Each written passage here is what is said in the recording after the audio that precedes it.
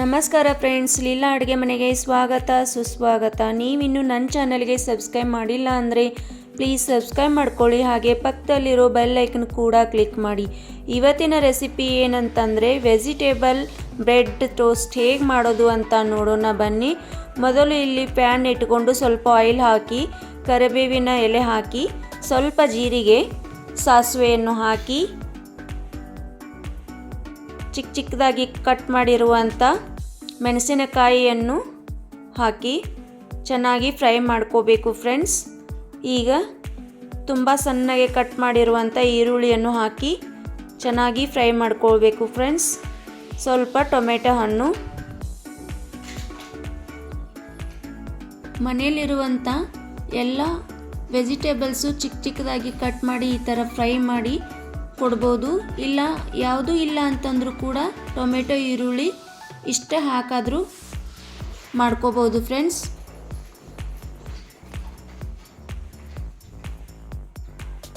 ಸ್ವಲ್ಪ ರುಚಿಗೆ ತಕ್ಕಷ್ಟು ಉಪ್ಪು ಹಾಕಿ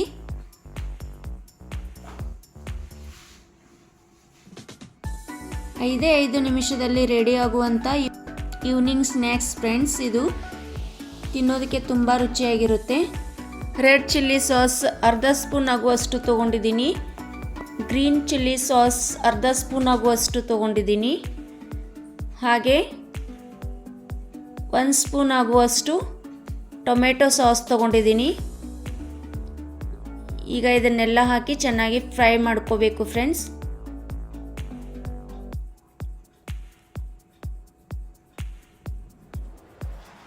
ತುರಿದಿಟ್ಕೊಂಡಿರುವಂಥ ಕ್ಯಾರೆಟ್, ಹಾಗೆ ಸ್ಪ್ರಿಂಗ್ ಆನಿಯನ್, ಕ್ಯಾಬೇಜ್,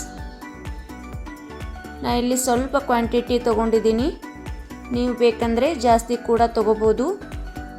ನೋಡಿ, ಚೆನ್ನಾಗಿ ಎಲ್ಲ ಫ್ರೈ ಮಾಡ್ಕೋಬೇಕು, ಹಸಿ ವಾಸನೆ ಹೋಗುವವರೆಗೂ ಫ್ರೈ ಮಾಡ್ಕೋಬೇಕು ಫ್ರೆಂಡ್ಸ್. ಈ ವಿಡಿಯೋ ನಿಮಗೆ ಇಷ್ಟವಾದರೆ ಲೈಕ್ ಮಾಡಿ, ಶೇರ್ ಮಾಡಿ ಫ್ರೆಂಡ್ಸ್, ಹಾಗೆ ತಪ್ಪದೆ ಸಬ್ಸ್ಕ್ರೈಬ್ ಮಾಡಿ ಫ್ರೆಂಡ್ಸ್ ಪ್ಲೀಸ್. ಈಗ ರೆಡಿ ಆಗ್ತಾ ಬಂತು.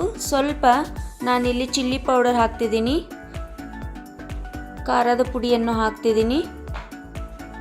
ನೀವು ಬೇಕಂದರೆ ಹಾಕ್ಬೋದು, ಇಲ್ಲ ಸ್ಕಿಪ್ ಮಾಡ್ಬೋದು ಫ್ರೆಂಡ್ಸ್. ಮೊದಲಿಗೆ ಹಸಿ ಮೆಣಸಿನಕಾಯಿ ಹಾಕಿರ್ತೀವಲ್ಲ, ಹೀಗಾಗಿ ಗರಂ ಮಸಾಲ ಚುಟಿಕೆ ಆಗುವಷ್ಟು ಹಾಕಿದ್ದೀನಿ. ಈಗ ಎಲ್ಲ ಸರಿಯಾಗಿ ಫ್ರೈ ಆಗಿದೆ ಫ್ರೆಂಡ್ಸ್. ಡೈಲಿ ಒಂದೊಂದು ನ್ಯೂ ರೆಸಿಪಿ ಏನಾದರೂ ಮಾಡ್ತಾ ಮಕ್ಕಳಿಗೆ ಕೊಡ್ತಾ ಇದ್ದರೆ ಮಕ್ಕಳು ಇಷ್ಟಪಟ್ಟು ತಿಂತಾರಲ್ಲ, ಹೀಗಾಗಿ ನೀವು ಕೂಡ ಈ ಥರ ಒಂದ್ಸಲ ಟ್ರೈ ಮಾಡಿ. ಹಾಗೆ ಈ ರೆಸಿಪಿ ಬಗ್ಗೆ ನಿಮಗೆ ಏನು ಅನಿಸ್ತು ಅಂತ ಪ್ಲೀಸ್ ಕಮೆಂಟ್ ಮಾಡಿ ಫ್ರೆಂಡ್ಸ್. ಸ್ವಲ್ಪ ಸೋಯಾ ಸಾಸ್ ಹಾಕ್ತಿದ್ದೀನಿ, ಒಂದು ಅರ್ಧ ಸ್ಪೂನ್ ಆಗುವಷ್ಟು.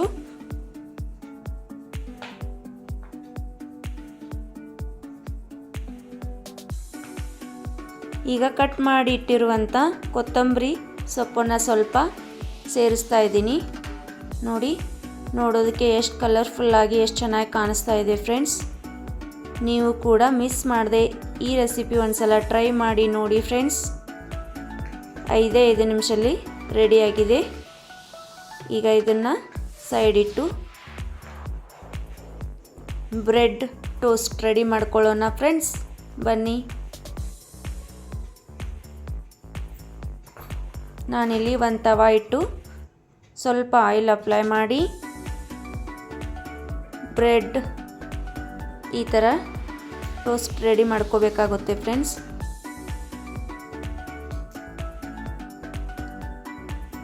ಸ್ವಲ್ಪ ಆ ಕಡೆ ಈ ಕಡೆ ಎರಡೂ ಸೈಡು ಆಯಿಲ್ ಅಪ್ಲೈ ಮಾಡಿ ಬ್ರೆಡ್ ಬಿಸಿ ಮಾಡ್ಕೊಳ್ಳಿ ಫ್ರೆಂಡ್ಸ್. ಈ ಥರ ಎಲ್ಲ ಒಟ್ಟಿಗೆ ರೆಡಿ ಮಾಡಿಟ್ಕೊಂಡು ಆಮೇಲೆ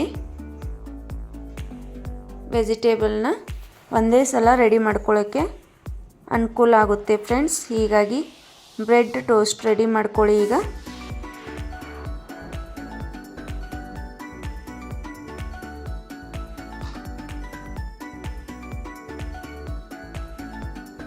ನಿಮಗೂ ಈಗಲೇ ಮಾಡಬೇಕಂತ ಅನ್ನಿಸ್ತಾ ಇದೆಯಲ್ಲ ಫ್ರೆಂಡ್ಸ್, ಟ್ರೈ ಮಾಡಿ ಫ್ರೆಂಡ್ಸ್. ಹಾಗೆ ತಪ್ಪದೆ ಕಮೆಂಟ್ ಮಾಡಿ. ನೋಡಿ ಫ್ರೆಂಡ್ಸ್, ಈಗ ನಾವು ಮಾಡಿಟ್ಟಿರುವಂಥ ವೆಜಿಟೇಬಲ್ಸ್ ಫ್ರೈ ಆಗಿರ್ತಲ್ಲ ಈ ಥರ ರೆಡಿ ಮಾಡ್ಕೋಬೇಕಾಗುತ್ತೆ ಫ್ರೆಂಡ್ಸ್.